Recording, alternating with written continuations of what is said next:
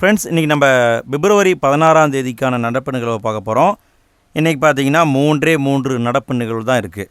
நம்ம ஃபாலோ பண்ணுறது தினமணி அப்படிங்கிற நியூஸ் பேப்பரை ஃபாலோ பண்ணுவோம். அதில் பார்த்தீங்கன்னா முக்கியமான எக்ஸாம் பாயிண்ட் ஆஃப் வியூலன்னு பார்த்தீங்கன்னா 3 நியூஸ் தான் இருக்குது. சிம்பிளாக தான் இருக்குது, பார்த்துடலாம். இன்றைக்கி முதல் நியூஸ் என்ன அப்படின்னா, நியூஸ் பேப்பரில் ஹெட்டிங்ஸ் போட்டிருந்தாங்க. என்னன்னு பார்த்தீங்கன்னா, தமிழகத்துக்கு தாமதமின்றி நிதி வழங்க வேண்டும் அப்படின்ட்டு முதலமைச்சர் வேண்டுகோள் வச்சுருக்காரு. இதை நியூஸில் போட்டிருக்காங்க. ஆக்சுவலாக அவர் என்ன சொல்லியிருக்காருன்னா, 67 மத்திய அரசுடைய ஊரக வளர்ச்சி அமைச்சக திட்டங்கள் தமிழ்நாட்டில் செயல்படுத்தப்பட்டுட்டு வருது. அதுக்கான ஃபண்டை கொடுக்காமல் இருக்காங்க.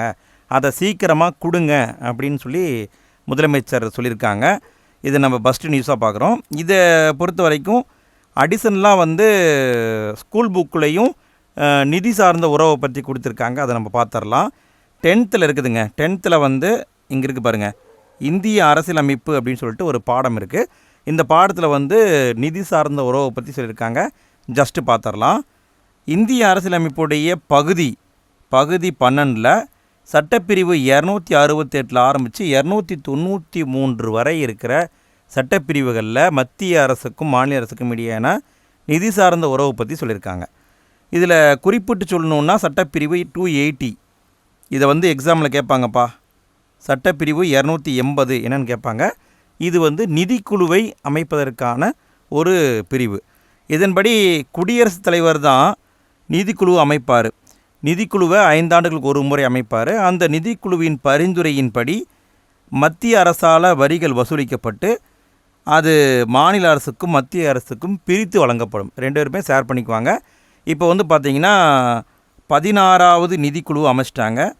அந்த நிதிக்குழுவின் தலைவர் யார்? இதுதான் உங்களுக்கான கேள்வி. இப்போ ரீசெண்டாக தான் அமைச்சாங்க 16வது நிதிக்குழு. அந்த நிதிக்குழுவின் தலைவர் யார்? இதுதான் கொஷின்னு.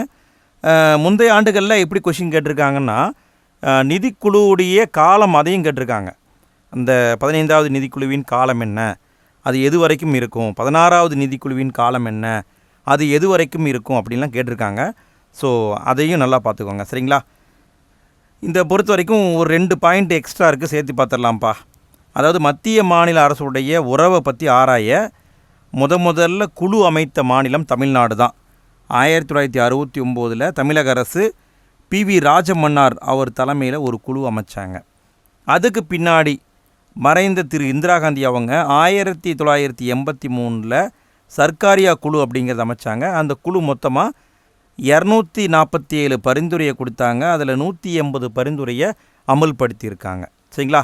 இதை நம்ம பார்த்தோம். அடுத்த நியூஸை பார்க்கலாமா? அடுத்த நியூஸ் காசி தமிழ் சங்கமம் அப்படிங்கிறது தொடங்கப்பட்டிருக்குது. 3.0 அந்த வருஷன் இப்போ ஆரம்பிச்சிட்டாங்க.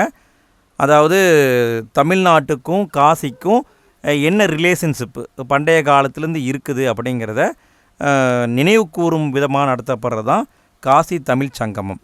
எங்கே நடக்குதுன்னா, உத்தரப்பிரதேச மாநிலத்தில் வாரணாசி அப்படிங்கிற இடத்துல நடக்குது. இதை ஃபஸ்ட்டு எப்போ ஸ்டார்ட் பண்ணாங்கன்னா 2022 ஸ்டார்ட் பண்ணியிருக்காங்க.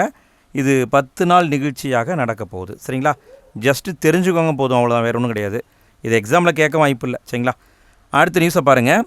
தில்லி எய்ம்ஸ் மருத்துவமனையில் தேசிய புற்றுநோய் நிறுவனம் இருக்குது. எங்கே இருக்குது? தில்லியில் இருக்கிற எய்ம்ஸ் மருத்துவமனையில் இருக்குது. அங்கே 2வது எய்ம்ஸ் புற்றுநோயியல் மாநாடு அது தொடங்கப்பட்டிருக்கு, சரிங்களா? இந்த ஜஸ்ட்டு தெரிஞ்சு வச்சுக்கோங்க போதும், சரிங்களா? இன்றைய நியூஸை பொறுத்த வரைக்கும் ரொம்ப அதிகமாலாம் இல்லைங்க, ரொம்ப கம்மியாக தான் இருக்குது. வேணும்னா நம்ம எல்லாத்தையும் எடுத்து போட்டு சும்மா டம்ப் பண்ணி பார்த்தா தான், சரிங்களா? அதாவது கரண்ட் அஃபேர்ஸை பொறுத்த வரைக்கும் ரொம்ப பேசிக்காக பார்த்தா போதும். ரொம்ப அட்வான்ஸ்ட் லெவலில் போய் வரி விடாமல்லாம் பார்க்க வேண்டிய அவசியம் கிடையாது. ஏன்னா இப்போ இருக்கிற சுச்சுவேஷனில் ஸ்கூல் புக் படிக்கிறதே பெருசு. அப்புறம் நம்ம கரண்ட் அஃபேர்ஸ்ன்னு போய் இறங்கி இதையும் நம்ம போட்டு இழுத்துட்டு இருக்க வேண்டாம், சரிங்களா? சரிங்க ஃப்ரெண்ட்ஸ், இன்றைய வீடியோ அவ்வளோதான். இன்றைய வீடியோ உங்களுக்கு பிடிச்சிருக்குன்னு நான் நினைக்கிறேன். வழக்கம் போல் வீடியோ பிடிச்சிருந்ததுன்னா மறக்காமல் லைக் போடுங்க. வீடியோ எப்படி இருந்தது அப்படிங்கிற ஃபீட்பேக்காக மறக்காமல் கமெண்டில் போட்டு விடுங்க. உங்களை போல் படிச்சுட்ருக்கிற உங்களுடைய ஃப்ரெண்ட்ஸுக்கும் வீடியோவை ஷேர் பண்ணி விடுங்க. சரிங்க ஃப்ரெண்ட்ஸ், அடுத்த வீடியோவில் நம்ம சந்திப்போம். நன்றி.